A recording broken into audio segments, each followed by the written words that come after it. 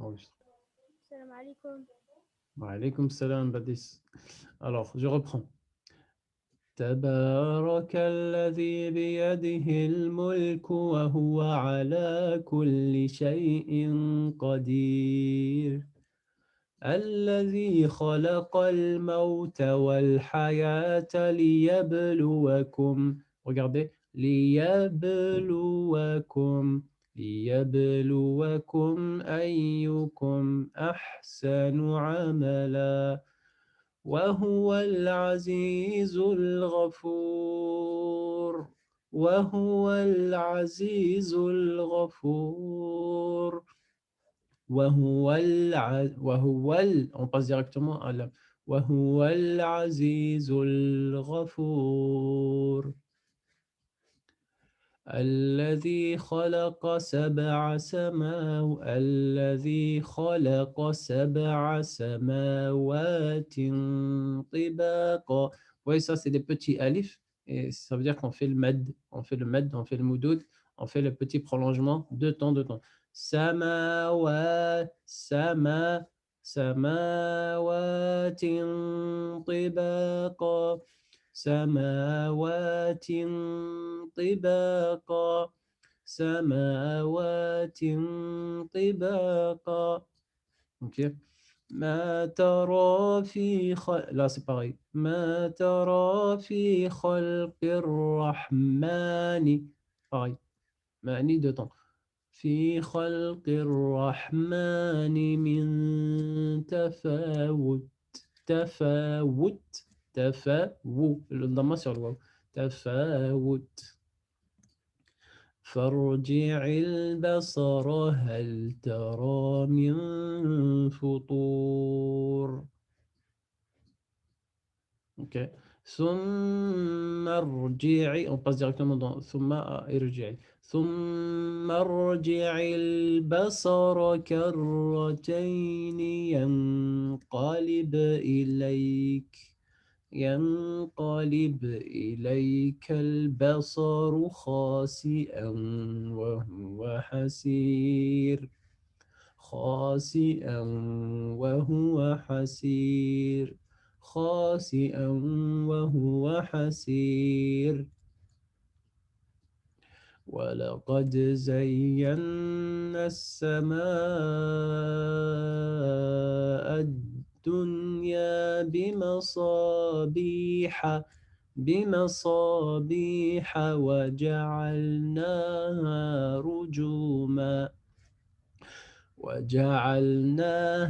رجوما للشياطين وأعتدنا لهم عذاب السعير. نعم, on s'arrête à 5, verset 5.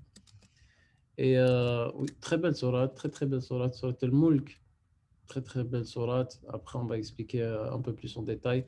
Mais, mais ça, c'est une sourate, subhanallah, qui va nous protéger de. Si on la récite le soir, elle va nous protéger du châtiment de la tombe, de la punition de la tombe. Quand il y a quelqu'un qui a fait trop de péchés dans sa vie, dans la tombe, il peut subir des tourments. Ce qu'on appelle les tourments, c'est comme une punition avant Yom al-Qiyamah, avant le jour de jugement dernier. C'est comme si il va faire des mauvais rêves. Et dans sa tombe, pour qu'on soit apaisé, il faut qu'on demande beaucoup pardon. Et l'une des raisons qu'on soit protégé du châtiment de la tombe, c'est de réciter Surat al-Mulk. Surat al-Mulk, très belle surat. Et Allah il va nous parler. Regardez dans ce premier verset, il est très beau. Il dit Tabarakalladhi biyadihi al-mulk. C'est lui qui a le royaume. Tabarakalladhi biyadihi al-mulk. C'est lui qui détient le royaume des cieux et de la terre. Et il est capable de toute chose. Wa huwa ala kulli shay'in qadir. Il est capable de toute chose. Toute chose. Et Allah, absolument rien ne peut l'empêcher. Alladhi khalaqa al-mawta. Et regardez, c'est là on va dire le cœur du sujet ou le cœur de la sourate. الذي خلق الموت والحياة ليبلوكم أيكم أحسن عملا. Hein, il a créé la mort et la vie afin qu'il vous éprouve, liyabluwakum ayyukum, lequel d'entre vous, ayyukum, ahsanu amala, le meilleur d'entre vous, ahsanu, le meilleur, le plus formidable en quoi? En bonnes actions. L'amal, c'est les actes, c'est les actes. L'amal, c'est les actes ou l'œuvre, les œuvres. Wa huwa al-azizul ghafour. Et lui, c'est lui le sublime, le très important. Et al-ghafour, c'est lui qui pardonne tout. Donc, vous voyez, très, très belle sourate. Ensuite, Allah il va parler de ses créations, les sept cieux, etc. Hein, les étoiles dans le ciel, que la création d'Allah ne contient aucune imperfection, etc. En gros, voilà, euh, il faut méditer sur la création d'Allah et il faut savoir pourquoi Allah nous a créés. Allah nous a créés l'adorer, pour l'adorer et pour réussir le test de la vie. Regardez qu'est-ce qu'il dit Allah ici. Il dit liyabluwakum ahsanu amala. Et voilà, pour nous éprouver quel est le meilleur d'entre nous en actes, en bonnes œuvres. Donc, à partir de ce moment-là, quand on sait ça, alhamdulillah. Et d'ailleurs, ce qui nous amène à la chose suivante, vous savez le terme, Allah, nous avons passé un bon Eid, alhamdulillah, il y a d'autres personnes dans le monde qui n'ont pas cette chance-là, hein, notamment nos frères et sœurs en Palestine, subhanallah. Tous les ans, ils leur font subir ça, mais là, cette année, c'est vraiment grave. Il ne faut pas les oublier dans les doigts. Allah il est capable de toutes choses. On sait très bien qu'un jour, Allah il va leur donner une victoire. Ça, c'est clair et net. Et, et donc voilà, on a passé l'Eid et le Ramadan est terminé. Le Ramadan est terminé.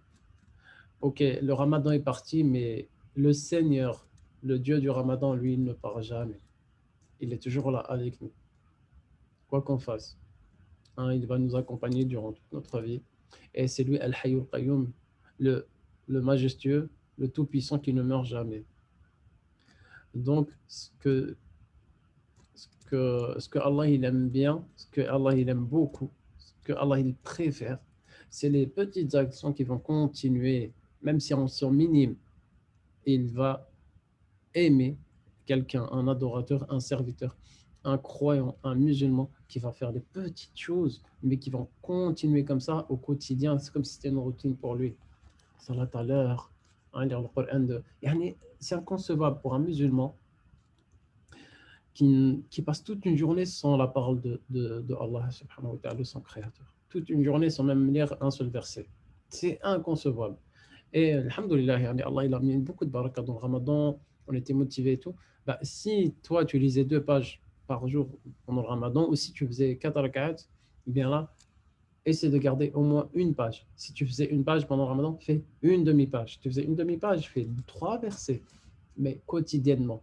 Mais ne délaisse jamais, n'abandonne jamais le Coran. Jamais. C'est ton compagnon et c'est ton meilleur ami dans la vie.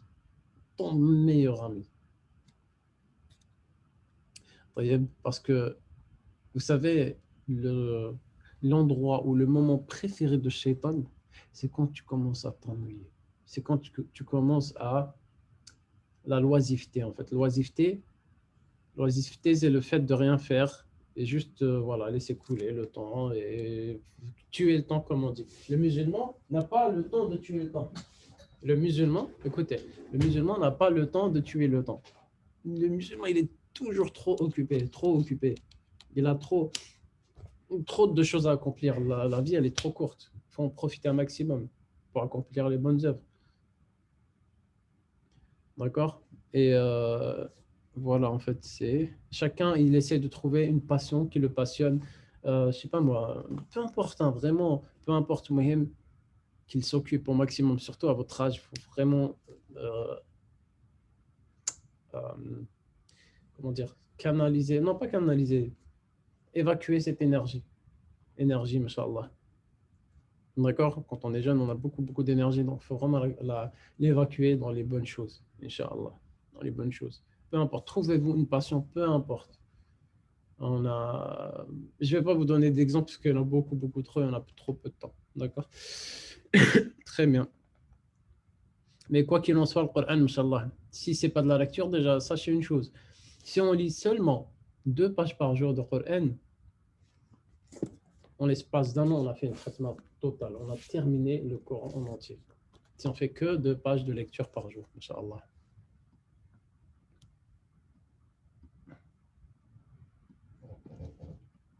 Très bien. Donc, on a dit que et l'une des choses qui va nous aider aussi à bien lire le Coran et à l'apprécier, c'est de le lire avec le tajwid. Comme Allah, c'est quoi le tajwid? Qui sait me rappeler c'est quoi le tajwid? C'est quoi le tajwid? Le Coran. C'est une manière de réciter le Coran. C'est pas ce qu'on a dit comme définition. C'est quoi la définition du tajwid? Qu'est-ce que c'est le tajwid? Et comment le prophète il récitait le Coran? Voilà. Qui a parlé? Manel. Voilà, exactement. En fait, c'est exactement c'est ça. Non, en fait, c'est d'embellir et de réciter le Coran de la meilleure façon, comme le prophète sallallahu alayhi wa sallam lui-même l'a prononcé. D'accord? Donc, nous, on va essayer de faire ça. La dernière fois, je ne sais pas si vous vous en rappelez, on avait parlé de Ahkam al-Mim Sakina. Mim Sakina, en fait, c'est quoi? C'est quand il y a le dernier mot, la dernière lettre, elle se termine par Mim, elle est suivie d'une autre lettre. Donc là, en fait, pour le mime sakina, quand elle contient un soukoun, quand le mime elle contient un soukoun, elle a 3 règles. Donc écoutez bien, quand il y a le mime à la fin du mot, elle contient une soukoun, il y a 3 règles. Il y a le izhar, l'ikhfa et l'idram. L'idram, c'est quand il y a à la fin du mot, il y a un mime et le début du mot, il y a un mime. Donc ça fait mime plus mime et ça donne lahum maghfira, comme ça. Lahum maghfira. En fait, on fait retrait le premier mime dans le deuxième mime. Est-ce que vous voyez tous mon écran? Non. Voilà. Donc, en fait, vous vous rappelez de ça, hein? On fait rentrer le premier mime dans le deuxième mime et ça donne lahum maghfira, par exemple. D'accord? Parce qu'il y a les 2 lettres mime qui se ressemblent et qui se suivent dans la lecture du verset. Lahum maghfira, comme ça. Maintenant, l'irfa, en fait, c'est quand le mime se cogne. Inna rabbahum. Et elle est suivie de quoi? De ba. Donc, en fait, ici, on va faire cacher le mime dans le ba. Ça va faire rabbahum bihim, rabbahum bihim, rabbahum bihim. Comme ça s'appelle irfa. Ça veut dire le fait de cacher le mime dans le ba. Mime plus mime sukun plus ba. Et enfin, à part ces 2-là, toutes les autres lettres restantes, on fait l'idhar. L'idhar, c'est le fait de prononcer le mime correctement, entièrement, et la lettre d'après entièrement. Donc ça fait lakum dinukum. Donc en fait, il y a le mime, elle contient plus de ronna ou elle va plus être cachée dans la lettre d'après, mais elle sera prononcée entièrement comme lakum dinukum, lakum dinukum waliyadin, lakum dinukum waliyadin. Donc en fait, le waw et le dal ici, wa, elles sont prononcées correctement sans être cachées ou en rajoutant une ronna ou quoi. Donc ça, tout ça, on avait déjà fait. Maintenant qu'on a étudié le mim sakina, on va passer à nun sakina. Nun sakina. Nun sakina. Le nun et le tanwin.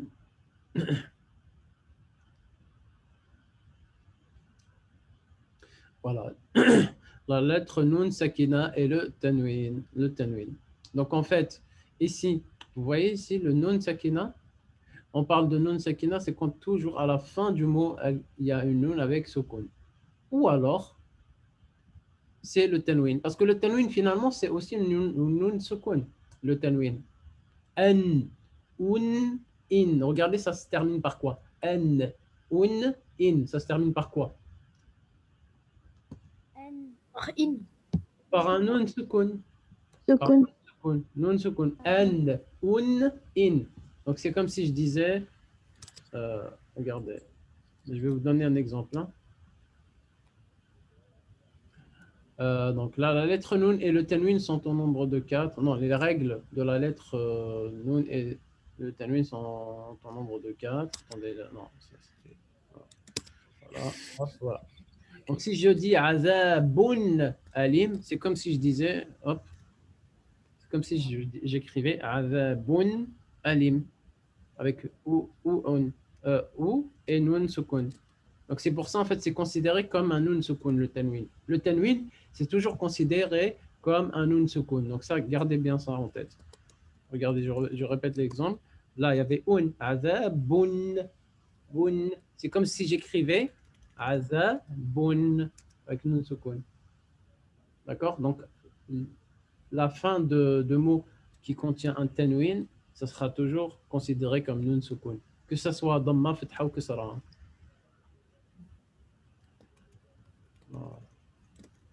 Que ce soit fatha, dhamma ou kasra. Très bien.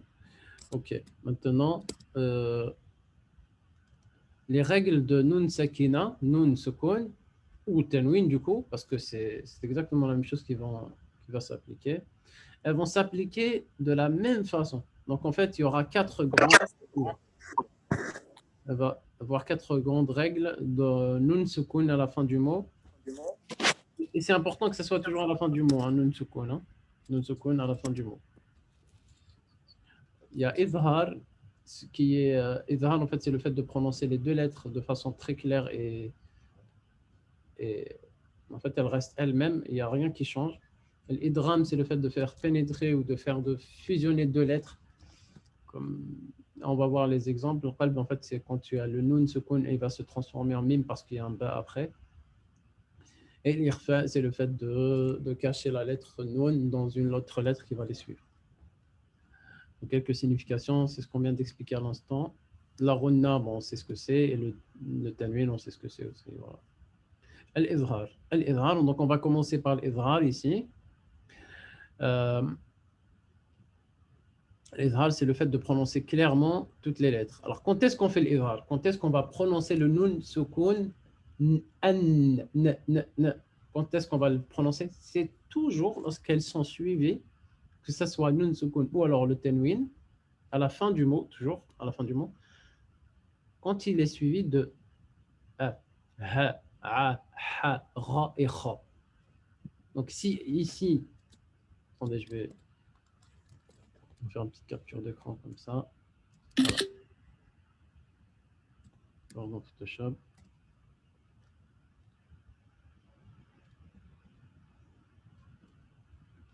Donc voilà. Si ici, avant, il y a quoi?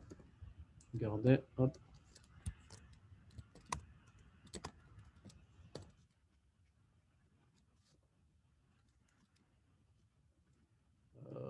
Attendez, je vais choisir du vert, c'est mieux. Mettre en vert.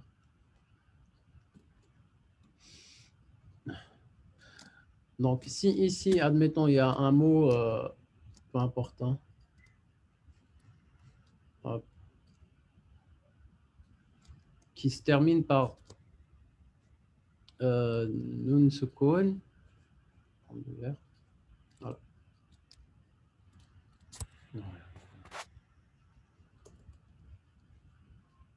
Par nun, s'il veut bien, je vais mettre le vert.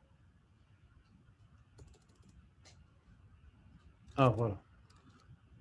Hop, nun sukun. S'il y a un mot qui se termine par nun sukun et qu'il est suivi soit par a, soit par ha, soit par a, soit par ha ou kha, eh bien toujours, je vais prononcer le n avec le nun sukun. Hein? Nun sukun. Donc je dis an, a, an, ha, an, a, an, ha, an, fa, an, ra, an, kha. Ok? Ou an, ou an, hi. Le plus important, c'est qu'elles soient suivies par ces lettres-là. Et toutes ces lettres-là, en fait, les 6 lettres-là, que ce soit a, ha, a, ha, ra et kha, elles sortent de la gorge. Toutes les lettres qui sortent de la gorge, on va prononcer, ça va faire que quoi? Qu'on va prononcer le sukun du nun et la lettre en entier. D'accord? Que ce soit nun sukun ou alors un tanwin, on a dit, ça peut très bien être un nun, un n ou un in, parce que le in aussi, ça se termine par nun sukun. Tout ce qui se termine par nun sukun et qui est suivi par ces lettres-là, on les prononce entièrement. On va comprendre beaucoup plus avec les exemples qui vont suivre. Vous avez compris ça? Donc, je répète. Nun sakina qui est suivi par ça, on fait idhar. Idhar, ça veut dire, ça signifie que on les prononce clairement. Les exemples. Les exemples. Regardez le min. Ici, il est... Là, c'est un nun sukun, n'est-ce pas? Tout le monde voit le nun sukun. Donc là, à la fin du mot, c'est un nun sukun ou pas? Allô, est-ce que tout le monde m'entend? Non. Voilà, nun sukun. Il est suivi d'une lettre qui sort de la gorge ou pas? Est-ce que la lettre A, ça sort de la gorge? Non. Non. A, ça sort de où si ça ne sort pas de la gorge, ça sort de où? De la langue? Du bout de la langue? De la bouche. Du Non. palais? Du palais? Non. Tu dis ta, ka, ka. Non, le palais, c'est ka, ya, et ja. C'est ça le palais. Mais sinon, le a, ça fait pas du ventre, ça n'existe pas le ventre. C'est soit, regarde, les makharij al-huruf, on les a déjà fait ensemble. C'est soit la gorge, soit la langue, ou alors le bout de la langue, ou alors ou alors le nez. Mais sinon, c'est tout. Et el-jawf aussi, d'accord? Pour les mots doutes. Mais sinon, c'est ça les 5 makharij al-huruf. Ici, ça sort de la gorge, du fond de la gorge. C'est a, ha. On les a fait juste avant là. On a dit, regardez, ils sont là. Regardez, il y a 6 lettres qui sortent de la gorge. Elles sont là. Ha, hamza, donc alif. Ha, regardez, c'est a, ha, a, ha, ra, if. Je vais vous montrer un schéma que j'avais fait. En fait, j'avais fait un poster. Vous allez beaucoup mieux comprendre. Vous allez beaucoup mieux comprendre. Regardez ici. En fait, j'avais fait la prononciation humaine des lettres arabes. Regardez ici. Ici. Regardez. Hop, hop, hop. Voilà. Là, j'arrive à bien zoomer. Ici, le fond de la gorge, en fait, c'est juste au niveau de... Je ne sais plus comment ça s'appelle. En fait, c'est vraiment au niveau des cordes vocales. Lorsqu'elles vont se séparer, ça va faire a, ha. Vous voyez ici, là. On a des cordes. En fait, les cordes vocales, elles sont là. Là, elles sont là. Et ça donne a, ha. C'est vraiment tout au fond, tout au fond. Au milieu de la gorge, c'est là où ça commence à frotter. Je crois que ça s'appelle épiglotte ou quelque chose comme ça. Donc, a, ha, non, épiglotte, c'est un peu plus haut. Là, c'est le milieu de la gorge. Là où ça frotte, et bien là, ça donne a et ha. Là, c'est le milieu de la gorge. Et tout en haut de la gorge, c'est avant d'arriver à la langue. Là, c'est ra et kha. Après, plus loin, c'est qaf, kaf, ya, etc. Mais en gros, les 6 lettres de la gorge, c'est uniquement ha, a, ha, ra, kha. C'est uniquement ces 6 lettres-là qui sortent de la gorge. Eh bien, nous, quand je rencontre une nun sakina, à chaque fois qu'il va rencontrer ces lettres-là de la gorge, je vais la prononcer et je vais faire idhar. Idhar. Donc, idhar, ça veut dire que je vais dire min a. Je vais prononcer de façon claire et je vais pas pénétrer, je vais pas fusionner les lettres ou quoi. Je vais pas, par exemple, dire min ahli ou min ahli ou quoi. Ou je ne sais quoi. Là, ça va faire tout simplement que je lis chaque lettre séparément. Ça fait min ahli. OK? Donc là, c'est pareil. Min had. Min had. Je prononce le nun sukun et je vais prononcer le ha aussi. Là, man amila. Man amila. Ensuite, min habli. Min habli. Vous remarquez à chaque fois qu'ici, il y a un nun sukun. D'accord? Nun sukun. Et ici, habli. Min ghillin. Min ghillin. Et ici, min khawfin. Min kha. Et à chaque fois, vous remarquez ici les lettres qui sont en rouge, elles sortent toutes de la gorge. Donc, on a dit qu'elles sont au nombre de 6. Hamzun ha'u, aynun ha'u, ghaynun kha'u. Ces lettres-là, elles sont à apprendre par cœur parce que c'est les lettres de que ce soit un nun sakin, qu'on ait un nun sakina, ou alors on a dit ici un tanwin, c'est exactement tout pareil. C'est exactement la même règle pour le tanwin. Que ce soit nun sukun ou le tanwin, on fait exactement la même chose. Donc là, ça donne azabun alim qawmin had.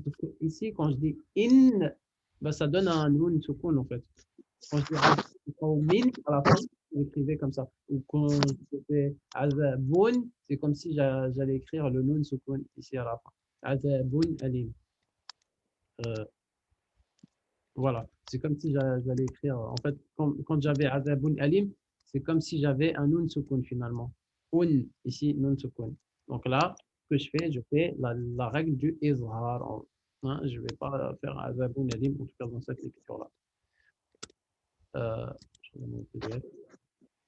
Donc, les exemples avec le Tanwin. Azabun Alim. Qawmin Had. Sami'an Alima. Hakimin Hamid.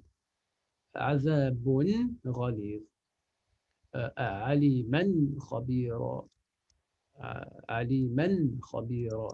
D'accord? C'est pareil, exactement la même règle. Ça veut dire que je vais. Alors maintenant, l'exercice. L'exercice, il faudra repérer tous les nouns sukun ou alors les tanwin, s'il y en a, à la fin du mot et, et appliquer la règle de l'izhar. De l'izhar, tout simplement, ça veut dire que je vais lire l'izhar, la lettre d'une façon claire, sans faire pénétrer la lettre dans une autre, ou sans cacher une lettre dans une autre, mais tout simplement, le nun sukun, il reste nun sukun, et le a, il reste a, à condition que ce soit une lettre qui sort, une des 6 lettres qui sortent de la gorge. L'une des 6 lettres qui sortent de la gorge, qui est suivie par un nun sukun. Donc là, vous me dites, hein, dès que vous voyez un nun sukun à la fin du mot, vous me dites comme ça, on applique la règle de izhar. Izhar, c'est le fait de prononcer correctement et de façon claire. Iqra, أعوذ بالله من الشيطان الرجيم بسم الله الرحمن الرحيم اقرأ باسم ربك الذي خلق. Ici, on n'a pas.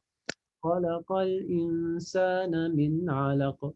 Est-ce que ici, est-ce qu'on applique le. Ah, non, pardon. Ici. Insana, est-ce qu'on applique l'izhar ou pas ici à insana min insana? Est-ce qu'on applique l'izhar ou pas? Est-ce que la règle rentre ici ou pas? Insana. Qui n'a pas compris? Non, on n'applique pas parce que ici c'est pas nun sukun. Regarde ici, il y a nun fatha. La règle de l'izhar, on l'applique uniquement s'il y a une nun sukun. Ici on a une nun sukun. Là oui, mais là non. Regarde, ici, il y a nun fatha. Donc, il n'est pas question d'appliquer le izhar ou de idgham ou quoi. Parce que de toute façon, c'est nun fatha. D'accord? Insana min. En revanche, min alaq. Min alaq. Ici, est-ce qu'on fait izhar ou idgham? Oui. C'est nun sakina, c'est nun sukun, n'est-ce pas? Oui. Regardez, à chaque fois que vous allez voir nun sukun, obligatoirement avec une sukun ici. Hein. Obligatoirement, on fait izhar, ça veut dire qu'on va prononcer la lettre correctement qui vient après. Donc ça donne min alaq. Min alaq. On fait izhar ici. Izhar, ça veut dire de prononcer les 2 lettres correctement, sans les faire pénétrer l'une dans l'autre. Min alaq. Min alaq. اقرأ وربك الأكرم. Ici, il n'y a rien. الذي علم بالقلم. Il n'y a pas de nun. علم الإنسان ما لم يعلم. Est-ce qu'ici on fait izhar ou pas? Insana. Non, Non, pourquoi? parce qu'il n'y a pas le nun avant. Il n'y a pas nun sukun. Il n'y a pas nun sukun. D'accord, ici, il y a fatha. Oui. Ok. Donc là, كلا إن الإنسان ليطغى. Est-ce qu'ici on fait izhar ou quoi? Ou idgham? Non, Pourquoi? parce qu'il n'y a pas le nun. Il n'y a pas nun. Quoi? Sukun. Voilà, ça se termine par une fatha. Fatha, hein, c'est ça? Ouais. Ok. Maintenant, écoutez bien, ici. Ici, il y a bien une seconde. Et est-ce qu'on fait idhar ou idgham? Idgham, c'est le fait de faire pénétrer une lettre dans une autre, on a dit. Hein. Idhar, est-ce qu'on fait idhar ici ou pas? Regardez, observez bien la lettre d'après. Oui, on fait ici. On fait idhar. Idhar, c'est le fait de prononcer entièrement la lettre. Ah non, non. Ah, écoutez l'exemple. Qu'est-ce qui parle là? Badis. Dadis, ok. Est-ce qu'on fait an ra'ahu? On lève le doigt. Je ne sais pas si tout le monde sait lever le doigt ou lever la main. Euh, Est-ce qu'on fait an ra'ahu ou alors ar ra'ahu? Est-ce que je fais pénétrer ici? Tac, tac. R-A-H-U. Ou alors an ra'ahu? R-A-H-U. Non, lève le doigt, s'il vous plaît. Les autres, les autres. Bintouli, Sajid, Farah. Sajid, dis-moi. On dit N-R-A-U. An On ra'ahu? prononce pas le. Je dis ou pas? C'est qui parle là?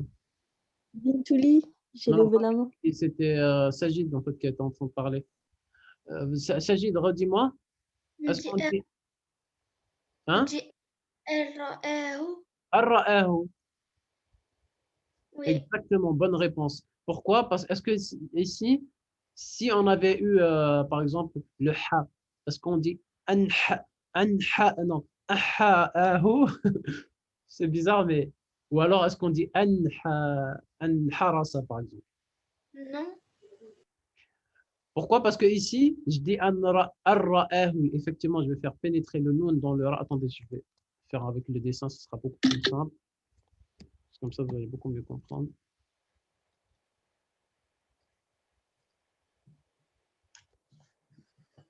Voilà. Donc ici, on a le nun sukun, n'est-ce pas? Nun sukun. Oui. Al. Et il est suivi de ra. Est-ce que ra, c'est une lettre qui sort de la gorge? Non. Donc, est-ce qu'on fait izhar ou ikhfa? Izhar. On fait Izhar. Non, izhar, c'est le fait de prononcer le nun complet. Mais ici, comme c'est pas une lettre qui sort de la gorge, je vais faire quoi? Je vais faire pénétrer le nun. Je vais faire pénétrer le nun ici, hop, voilà, dans le ra. Et c'est ça qui s'appelle idgham. Hop, je vais passer directement, hop, ar-ra'ahu. Hop, ar-ra'ahu, ça va rentrer dedans. Et ça va faire ar-ra'ahu. Et je ne vais pas dire an-ra'ahu.